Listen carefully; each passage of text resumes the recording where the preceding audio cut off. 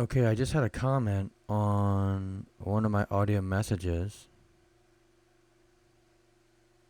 The message was entitled, "If there's anything you would like me to talk about,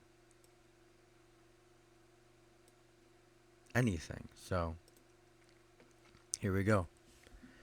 There was a person who wanted me to talk about huge car engines. So, I'll talk about huge car engines. And I tell you what, I had a 67 green Chevy pickup, right? With a 283. Now I'm 43. I was about 18 or 20 when I had this. About 18, I think, when I had this Chevrolet, right? Green 1967 Chevrolet 283 V8 small block engine. It's not a big engine, so, but like you said, viewer, but it was pretty fast, so it was really cool. So, big engines, huh? Huge. Talk about huge. What'd you say? Talk about huge car engines, I think.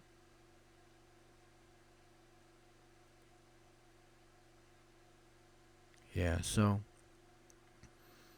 Yeah, what do I know about them? I know I had Motor Trend for a number of years and Car and Driver, a couple Car and Drivers. I saw some huge car engines in there, man. Camaros with like what, 454 engine in them and stuff like that. So really cool, and so yeah.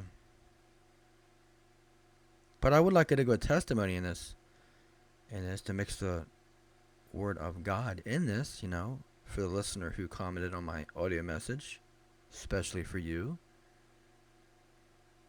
So, does God make huge car engines? Absolutely, because He gives us all the ideas that we need.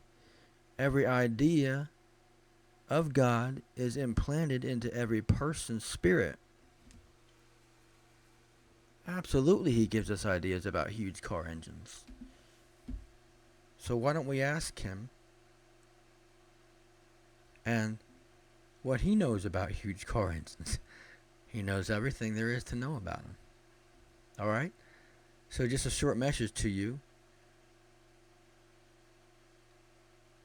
I I hope you don't mind if I announce your name, but and I hope you don't get offended, but I have to announce it because it's a personal message to you, Crooked or Crooked Perfectly, I think your name is. So that's to you. I hope you enjoy this message.